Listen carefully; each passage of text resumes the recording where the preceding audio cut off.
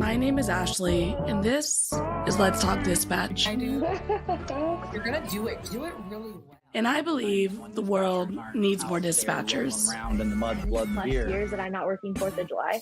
4th of July. Saying community policing, right? What about community dispatching? So on this show, with the help of my guests, we will educate, empower, and support the heroes behind the headset.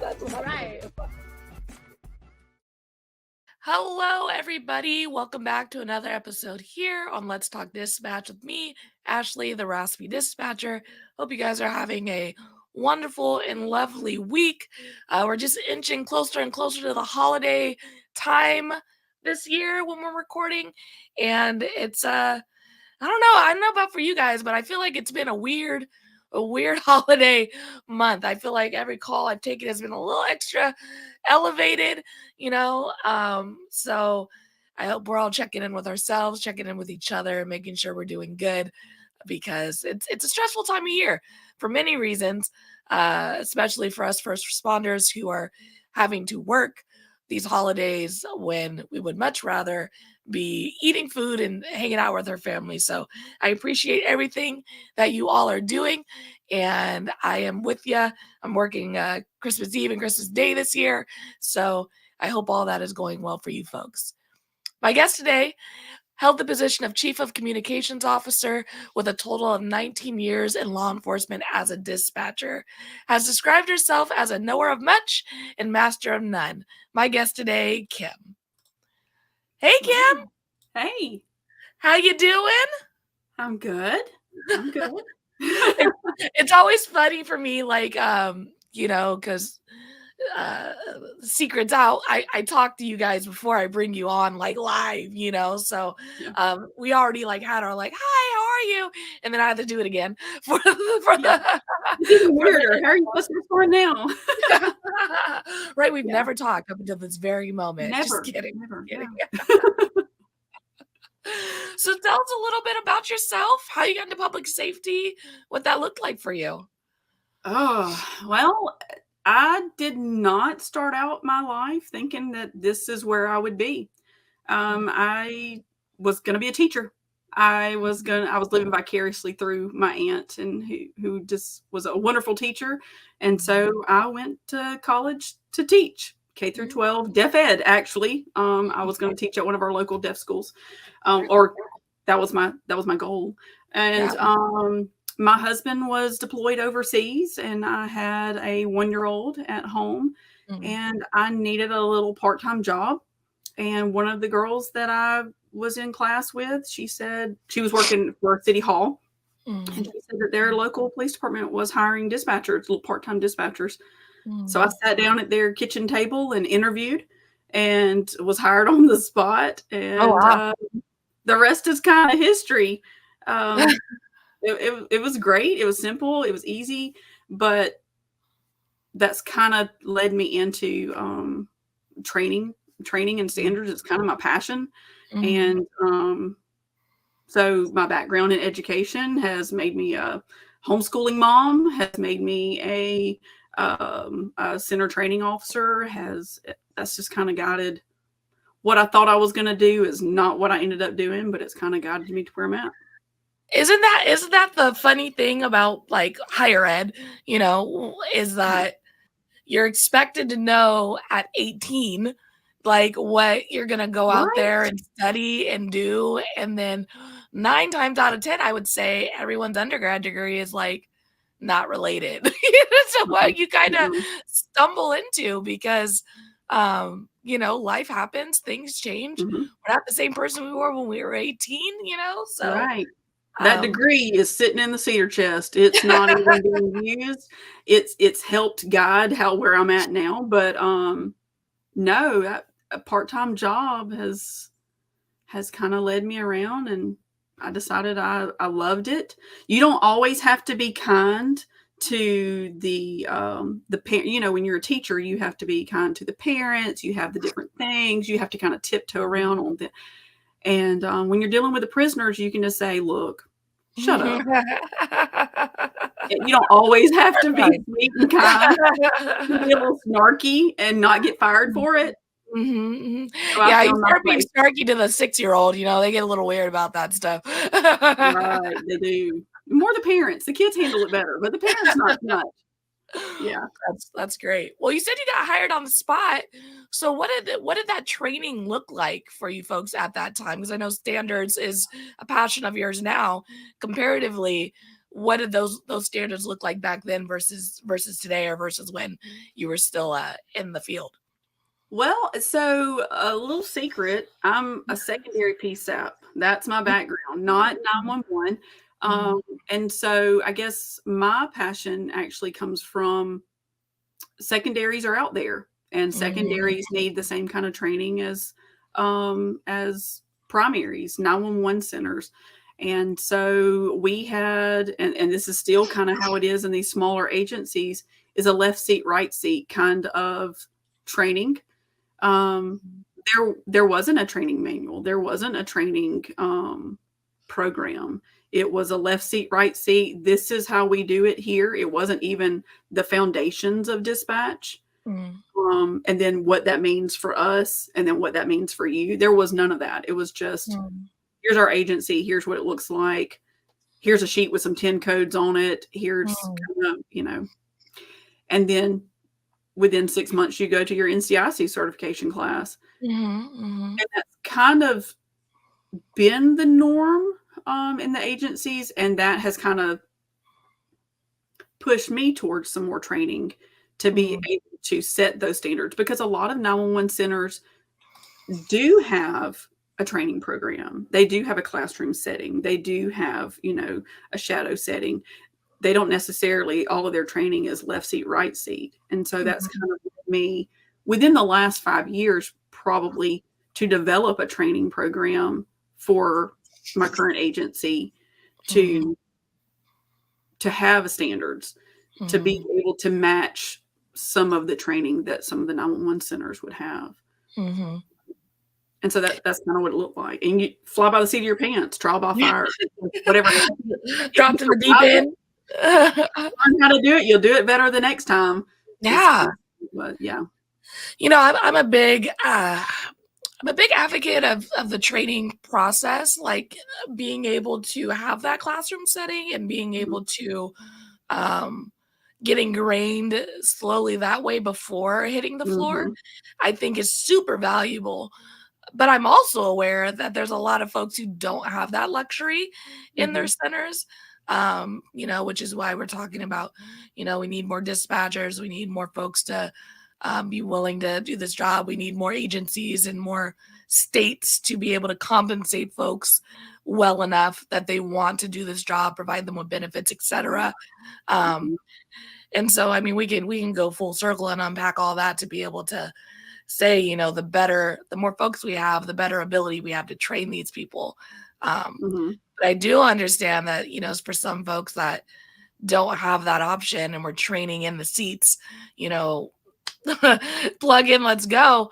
How mhm, difficult that is, and how sometimes you kind of have to create this unique training experience that can be really tough for mhm. CTOs, and it's a tough job to train a new dispatcher. Yeah, It's just it needs, you need good ones, because when you don't have good ones, people leave. Rightfully so. right.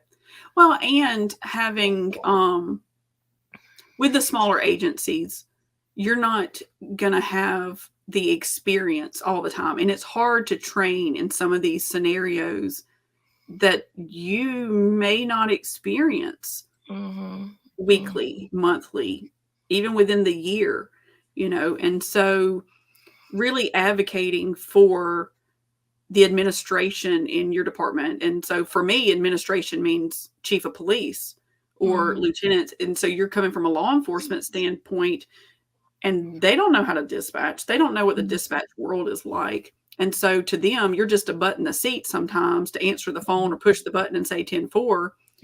They don't realize that you need to train to be able to recall something, Mhm. but not to be perfect, but to at least Mhm. have exposure to what is out there that anytime the phone rings, you might get faced with.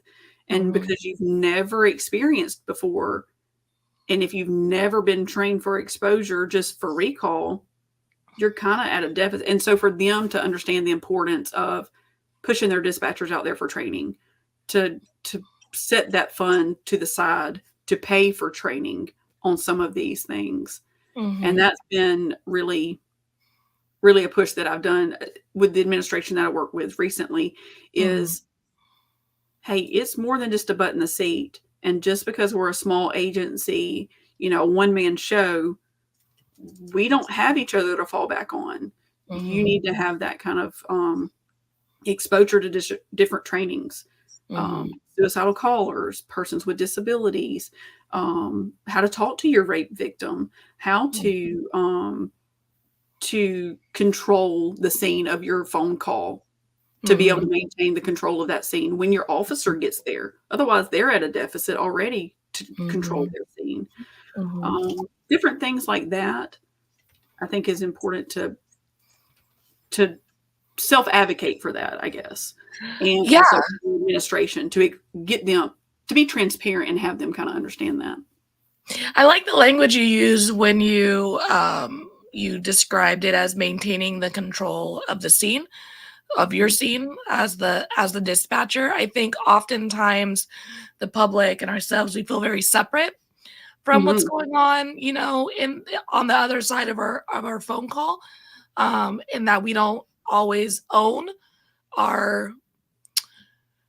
we know as dispatchers how important our role is, but when we talk about it out there for the public, using words like we are as well maintaining that scene, like we're not just handling a phone call, you know what I mean? And I think when you say it that way, it brings back a lot of ownership, and it re-implements that teamwork that we have going on between us and patrol.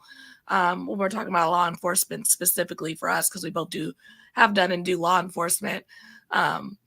And it's true, I can really escalate or de-escalate. Yeah, you can make or break it for the officer. Yeah. I mean, I know you had asked earlier about what it was like for me in the beginning. When I first started, it was something I needed to supplement our income. It was something for me to do while my husband was deployed. It was it was something that I needed. But over the time, realizing your worth, realizing your position within the agency, that while we are together and we are the same, we are separate, but owning our authority and the position that we play in that game. That when you answer, and that's why, the whole debate on whether we're first responders or not. Okay, we answer the phone first. We're the first ones who respond to that coming to us. Then that makes you a first responder. Okay, but to me, the making or breaking the scene, you can de-escalate that situation with your caller, or you can tick them off by just being very rote and not having any. Obviously, we have questions. Obviously, we need resources and information to get that to the officer. But you can do that very dryly, or you can do that very, like, I'm truly interested in your call. And as a secondary step, you have the time to be able to do that. Whereas in 911, obviously, you have standards you have to hit. Yeah. But to make or break that scene, because when the officer gets there, if you've escalated it, he's already at a deficit with that call. Yeah, he's cussing the dispatcher out, but he's looking at the officer. You know what I mean? Like right, because we've already ticked them off, or we told them, oh well, your situation's not important, and then they feel like even more so they need to prove their situation with the officer or something like that. And so that's one of the things I train with is, this is our scene. The phone is our scene. It's like trying to tell someone how to do CPR. You're doing it, but your hands off. And so it's the same thing of controlling that scene, just as if the officer was there, but we're having to do it hands off. So your skill set, your training, your seeking how to improve needs to be on point. You can't just be very lackadaisical with that, because you play an important part in that. Our ability to communicate is it's so high, right? Like it's so different than an officer who has the environment to play off of. I'm eye contact, I'm looking at you, my body language can tell you if I give a shit or not. Like, Right. you have all those things in person that we don't have in in a phone call. It's kind Right. of like interpreting a text message. You know what I mean? Like, the Mm. communication is you have to work a little harder for Yeah. it because you don't have that tone context. It's the same thing dealing with a phone call as a dispatcher. Is I don't have certain things that I would have in person, Mhm. to play off. I can't see a red flag. I'm only listening to you, what you're saying with the background noises. Can't see if you're grabbing for things. I can't see all these other things that folks who respond in the field can look for and be aware of and cognizant of. Right. I could have a suicidal caller who's telling me they don't have any weapons and they can be holding a gun in their hand. Right. You All have I to have, trust. yeah, all I Yeah. have is what they're giving me, and I have to work with that. Mhm. Yeah, and not being complacent. Mhm. So in one of the early calls, or two different things that I kind of remember, and it kind of feeds into that, is not being complacent and to learn your stuff. One of the Mhm. questions that you had sent out to me was, do you remember some of your first calls for service or earlier Mhm. calls? And through 19 years, I've all kinds of different calls and whatever, Mhm. but two situations in particular. Early on at my first agency that I worked with, a sergeant said this to me and it stuck to me. They gave us 10 codes and whatever that we had Mhm. to learn. But in one of the 10 codes was like a miscellaneous call, like just a general complaint where Mhm. if you didn't have a whole lot of information, or if you really couldn't figure it out, or it That really was coverall call. Yeah. it's like all encompassing. Yeah. So, when you're first training, there's a lot of information coming in. Mhm. Not just from a city side and trying to help the public with city stuff. It's about what kind of questions, the who, what, when, where, why, and how. Like Mhm. those Mhm. kind of, and weapons, those kind of Yeah. things, to Mhm. put in there, and all these things, and you're trying to do all the information, and you're just a baby dispatcher, Mhm. and then you got to assign it a 10 code, and so I had a new kid, I was in college, I didn't learn all of my 10 codes. I Uh-huh. learned the primary ones that I needed to, and which ones to give out as a 10 code and not give any information, like a bus wreck Mhm. or sexual Mhm. assault or juvenile kind of things. Mhm. And so I gave this call, and I was notorious for just a general complaint. And then I would give the information afterwards. So I'd give it out as a general complaint 10 code, and then I'd give out like all the details. Mhm. And this sergeant came in after she hit a call and she said, "Learn your 10 codes. You're only learning too much. If you would learn your 10 codes, you could alleviate a lot of that extra stuff at the end. Mhm. Everything's not Mhm. a general complaint. We have a 10 code for that. Get your head out of your butt and learn your 10 codes." And so that sticks to me because learn your craft. Mhm. Seek to improve it, or to be precise in your craft. Now, Mhm. there's too many variables, and a lot of what we do is gray area, Mhm. but seek to know your craft. Mhm. Seek to learn what you need, what the little fine tuned things. Don't Mhm. be complacent. Mhm. And I know that we a lot can, over 19 years, you can become complacent in some Yeah. things. And that another call that sticks out to me, those aha moments. If I'm Mhm. rambling, tell me to stop talking. No, my Um, gosh, keep going. okay. I had a murder suicide call one day, Wow. and I had a caller who called every Monday at the same time, and she was a little signal 13, which is a little bit Mhm. crazy and a Mhm. little off. And she would call and she would ramble and just different. She was in a spiral, a downhill spiral, but it was every Monday at the same time she called. And Mhm. so I became complacent to her, not just necessarily in my job, and like any call could be something. I became Mhm. complacent to her. So as soon as she called, I just wrote her off because she's just crazy. Mhm. And one day she called and she was listing medications. She was telling about sticky notes on stuff. She was talking about that she had tried to hurt herself, but her blood was clotting. She tried to cut herself. And so, do you need rescue? No, I'm fine. Different things like that. Well, where's your husband? He's upstairs in the bed, and different things like that. And she would hang up and then call back. And it was the same thing. And I'm like, she's just crazy. She's just spiraling, whatever. In the end, her husband was upstairs and she had killed him the night before. And she had tried to hurt herself, and she had clotted. And the sticky notes around in her house were because that's which child was supposed to get what item in her house. But I had written her off. And at the end, I got gigged. I got in trouble for just not.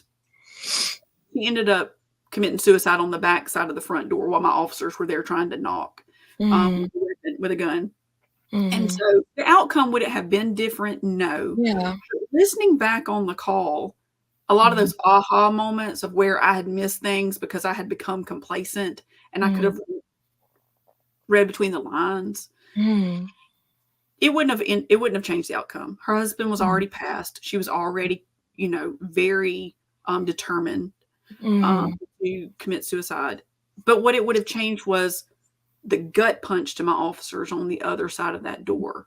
And how my complacency and my she's just crazy, what that did to my officers' mental state and how that might have changed. Like that's a drop in that trash can for them that's going to overflow one day. And so not becoming complacent and treating every call, even if it's the same person, with the same due diligence as we would any other one. And that really, those two things have really stuck at me. Learn your craft and don't become complacent, even if it's the same old person. Yeah. There's so many things I have to say. I'm sorry, I ramble. No, this is wonderful.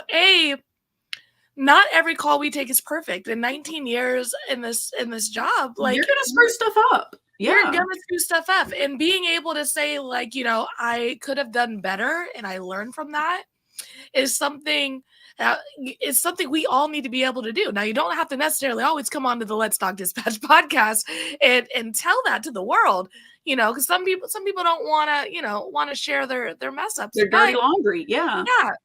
But it's important I think for every dispatcher to hear that, like, yeah, I'm not going to be perfect all the time. And I can learn from this, that, and even someone else's mistakes. And we all, doing this job, have that individual that calls wild all the time, who obviously struggles with their mental health, who, is calling because they know we are always going to pick up. We all have that caller. I mean, I know no dispatcher who could not relate to that feeling of, oh, Jimmy's calling again, Mary again. Yeah. Yeah. Everyone has that thing. And it's true. We can easily go, okay, like, you good? You don't need okay, bye. Like, especially in busy centers where you're having to go through and answer call after call after call. Yeah. But we do have to engage with every single caller, even the frequent flyers, because of the potential for any situation to escalate. And you never know. It's just one of those things that you just never know what's really going on. And when we talk about all I have is what you're giving me, you have to really be able to read between those lines, as you said, because sometimes it can really mean a whole nother thing. And sometimes you have to trust your little dispatcher gut that something's not right. Right. Well, and as a trainer, that's been something that I've used, because we've talked about it we see it on Facebook, on social media, different trainees talking about how their center's awful and their trainer is a butthole. Like, just, just really, we have to remember where we came from. And use those. And you're talking about, don't come on, let's talk dispatch and air all our dirty laundry. But if we don't share where we came from and use that to train the next dispatcher, or I read an article about something about punching bags, and it's about training your next best coworker. And as CTOs, is where did I come from? When did I learn how to be precise in my craft, or to improve my craft every day, or to seek training? Or when did I have my aha moment and to say, every call may be stupid. We work in these smaller agencies, and true. but all of a sudden your chief of police gets shot in the gut. Like things like that might happen, and you have to share those moments when you screwed up. And let's not, yes, they're baby dispatchers and they don't know, hill of beans about anything to do with dispatching. But where do we come from back when we didn't know? And even after 19 years, you should strive to learn something new every day.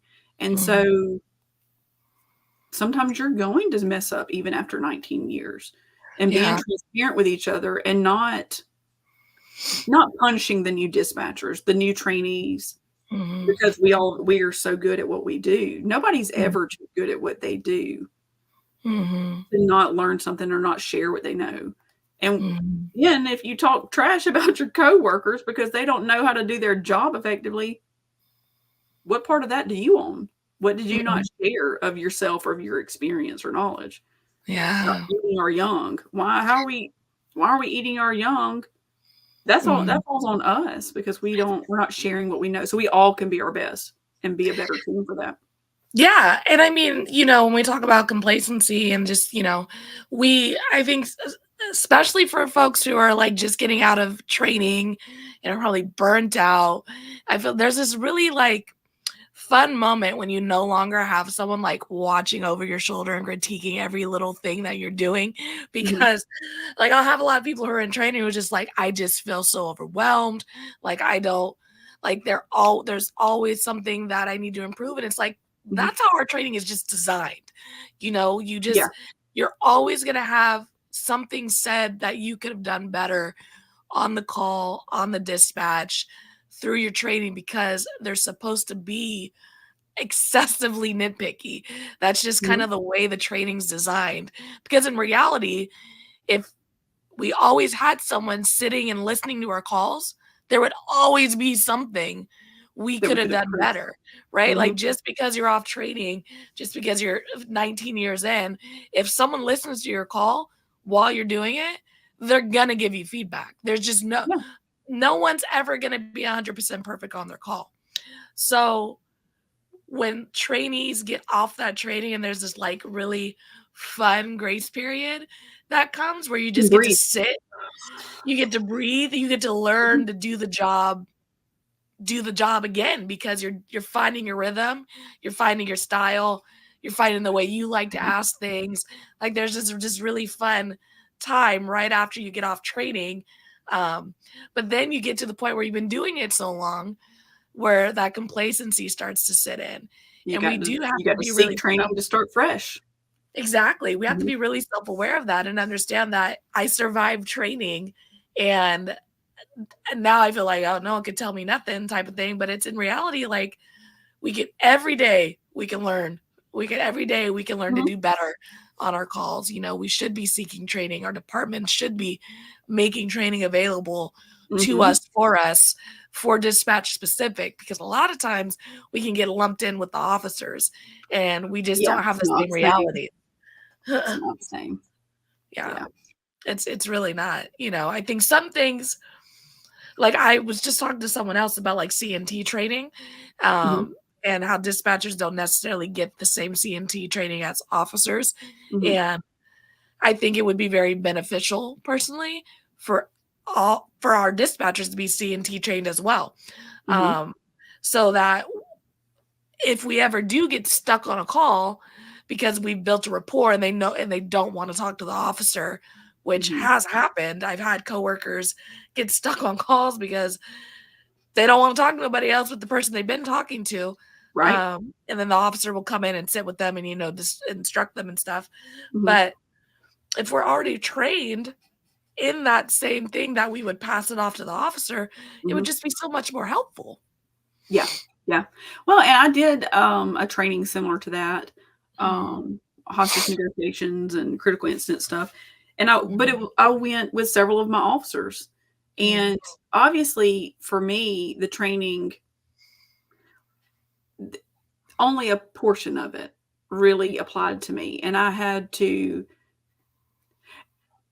and center training officers, I think, need to do that kind of stuff to where they can take that information and interpret that for our industry and not necessarily law enforcement across the board to make it specific. And so for me, even after the training, I had to bring that back and interpret that to how it fit for the dispatch office.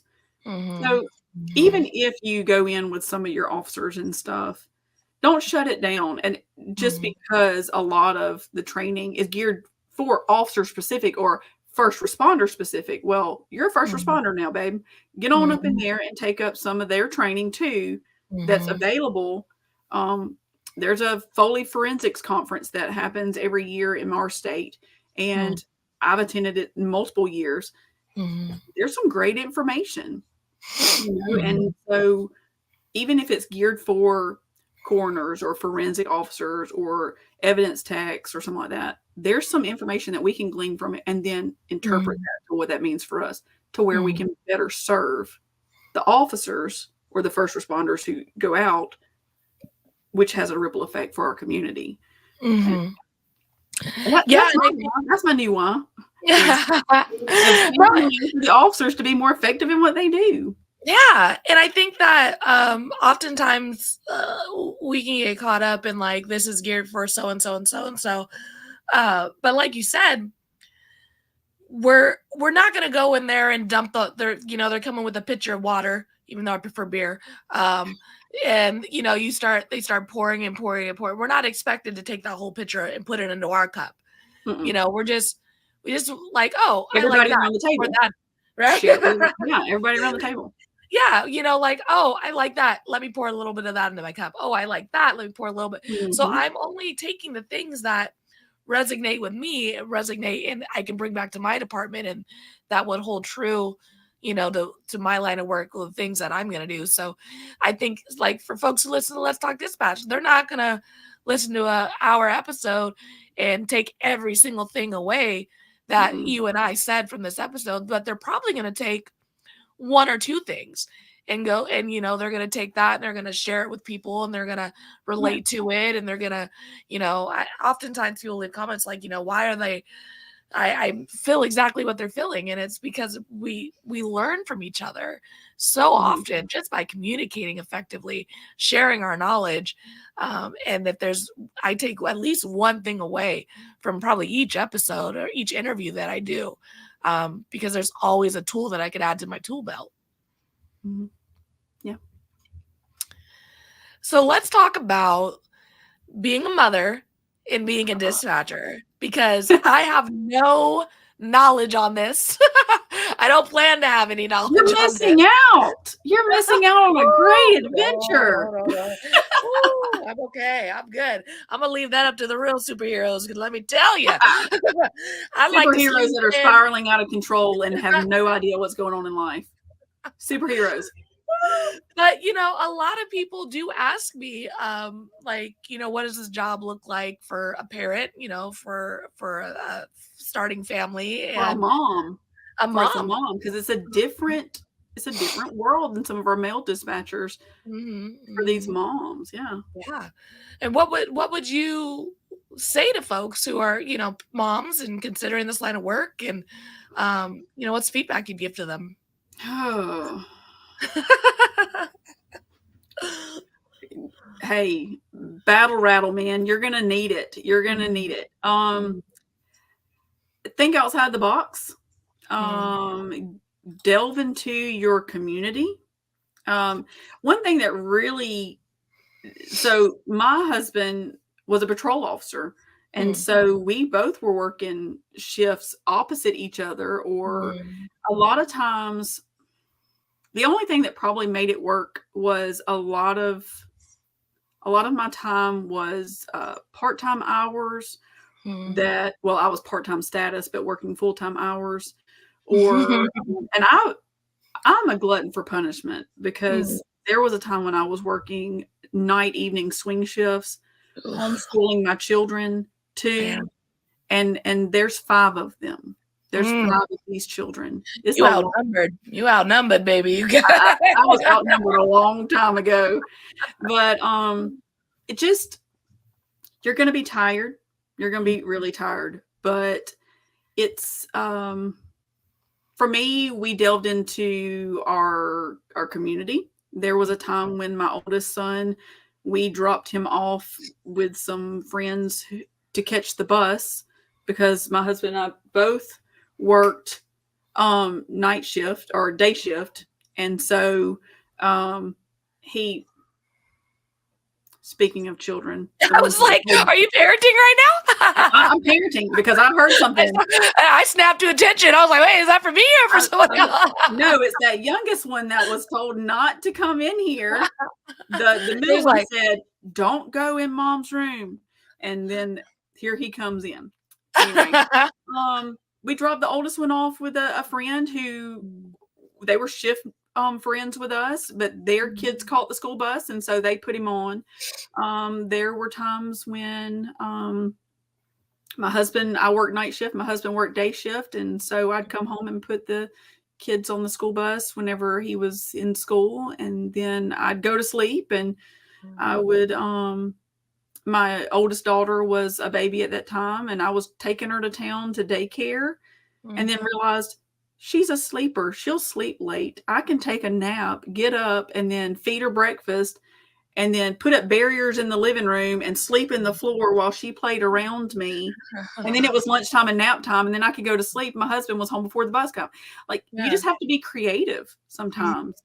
And it's hard, and you're tired. And hopefully you can speak with your administration to kind of help you get that shift worked around. The last 5 years, well, I guess 5 years I was at my last agency as the chief communications officer.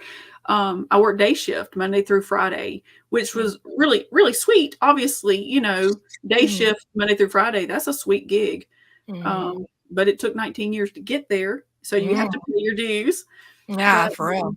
There really is no cut and dry answer for parenting while dispatching, or even any kind of shift work. You know, nurses have to do it, cops have to do it. But utilizing trusted shift mates, working something out with your partner.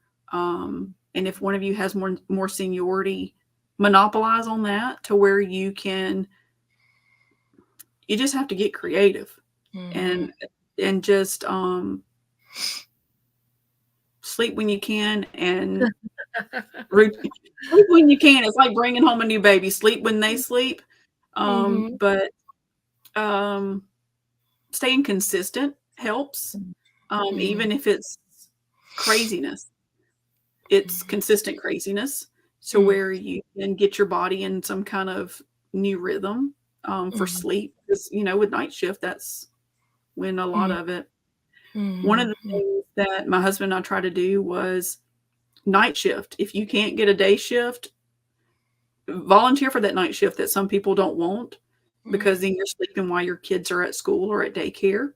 And then you're able to be parent in the evening time and do bedtime, and then go into your shift. If you're on 8s, which a lot of mine was 8s or 10s. And just think outside the box. There really is no, just pull up your bootstraps and hang on, because that's and hope that. And then once they get old enough, so my kids' age range from 19 to 6. And so once they get older and they've grown up in that atmosphere of dispatch, the kids they start getting in there, and it doesn't fall as much on the parent.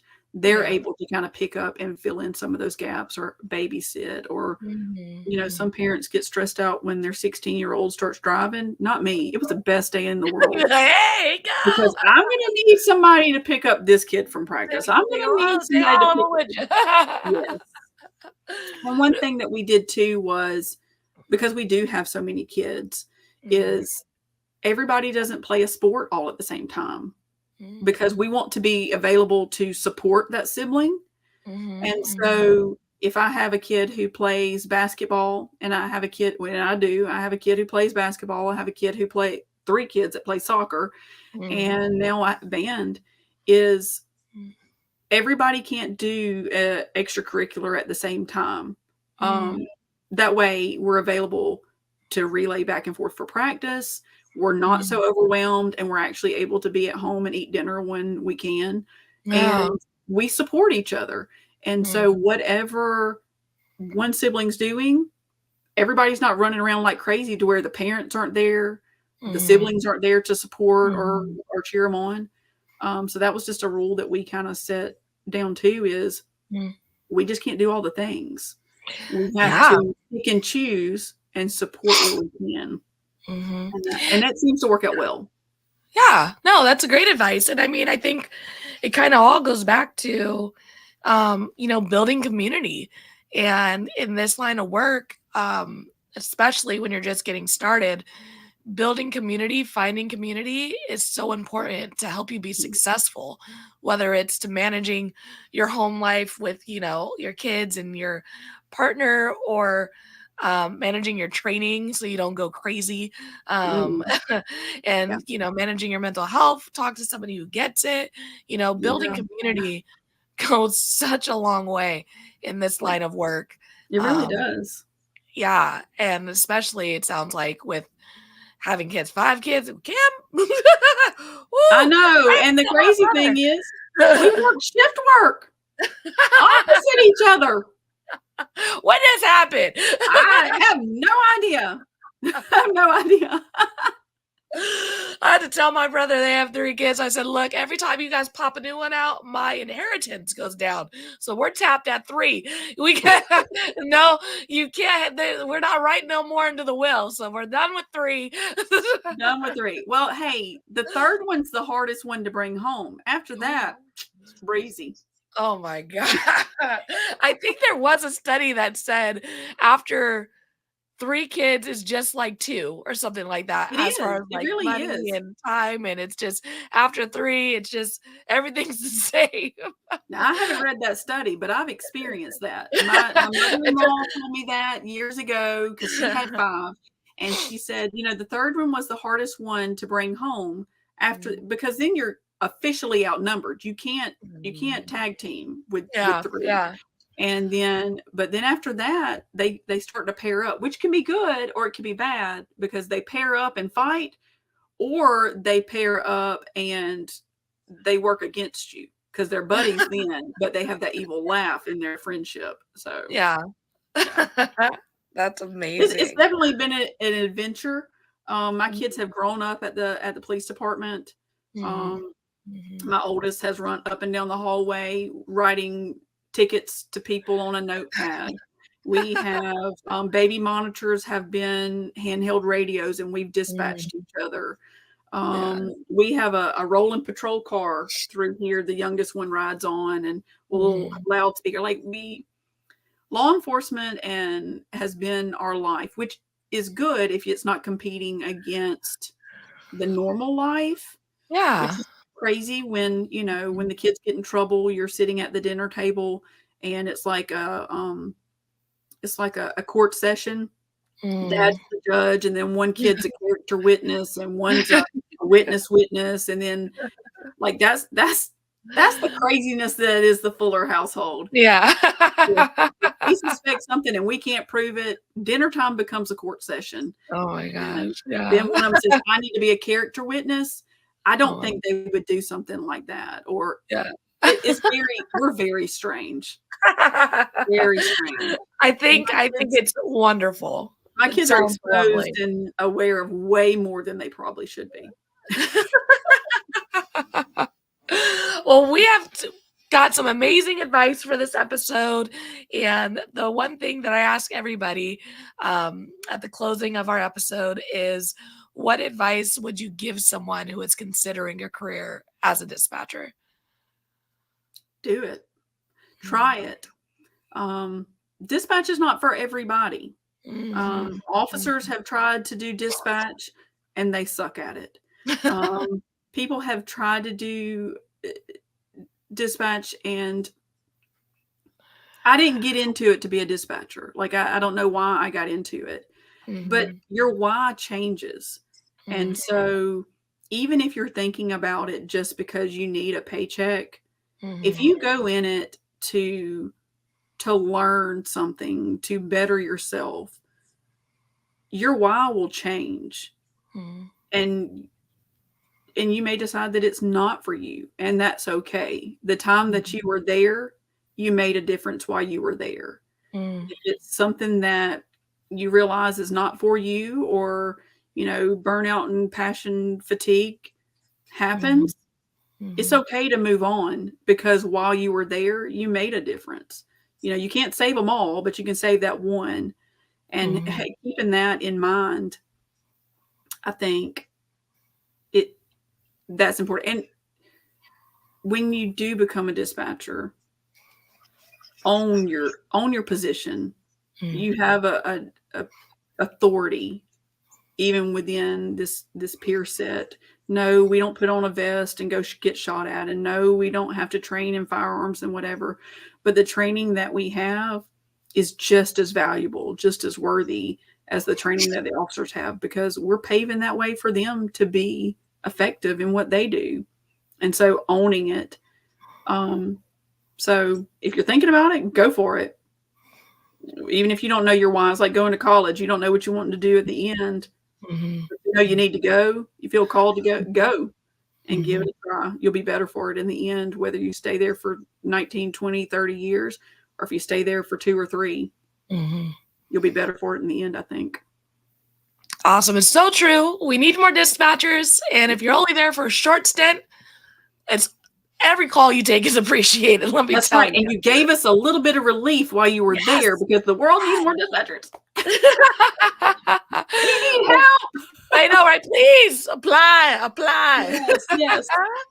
Well, Kim, thank you so much for being willing to jump on with me and chat about all the things. Like I said, I've learned so much, and I know I hope it was valuable.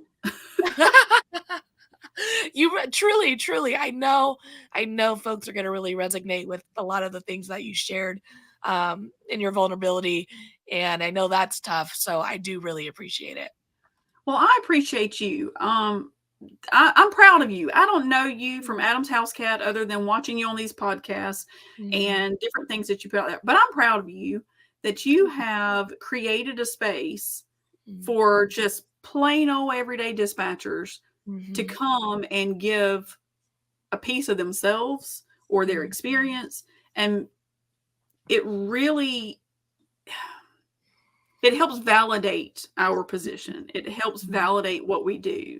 No, I'm not a dispatcher that's going on to, Rapid SOS or some of these big things. And no, I haven't, worked all these big, huge calls, and I don't work for a giant center, but you create a space where secondary PSAP dispatchers can come and share some of their experience, that, hey, we're out there and we have something to say, and no, we're not 911 and 911, we're, your primaries, but you've created a space where everybody can feel like their experience is valuable, is worthy, and what they have to say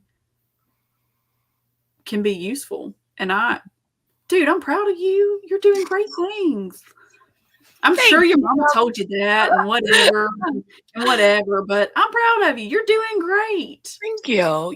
Sometimes people like me who feel like I'm not a real dispatcher because I don't work in a 911 district, or I have all this training for exposure, but I don't have all.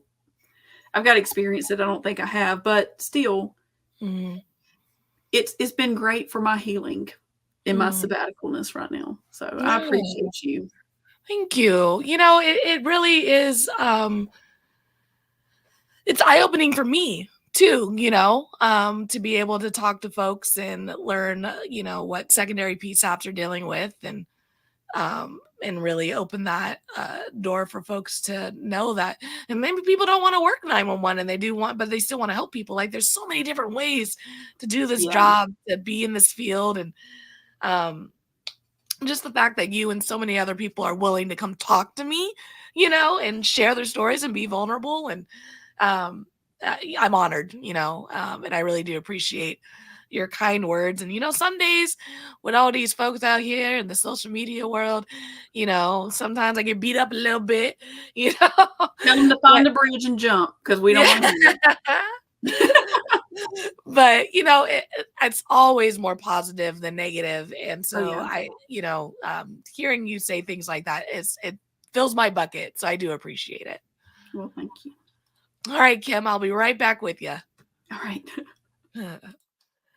All right, everybody, that was another amazing episode here on Let's Talk Dispatch. Kim, thank you again for being willing to come out and chat with me. Like I said, it really is a honor to be able to create this space for you folks and connect with you virtually and on the social medias. And it's always really interesting getting to meet so many different people from so many different spaces, walks of life, careers, etc., who do this job. And I really am privileged to have the front row seat to all of these stories and learning moments. So thank you all for all you do, for listening, tuning in, subscribing, telling a friend, all that good stuff. If you are interested in being a guest on the Let's Talk Dispatch podcast, you can do so by going to the raspydispatcher.com. You can also submit a story. If you're not down for the virtual meet and greet with me, I'm always willing to hear stories that you can submit as anonymously as you would like to be on our website as well. Just go to podcast, submit your story, and I will share that on a mini-sode. Until next time, everybody, stay raspy. Thanks for tuning in to another episode of Let's Talk Dispatch, a Raspy Dispatcher production. If you liked the podcast, don't forget to hit that subscribe button, leave a 5-star review, and of course, tell a friend. If you want to be a guest, head to the raspydispatcher.com and check out our additional resources. Until next time, stay raspy, everybody.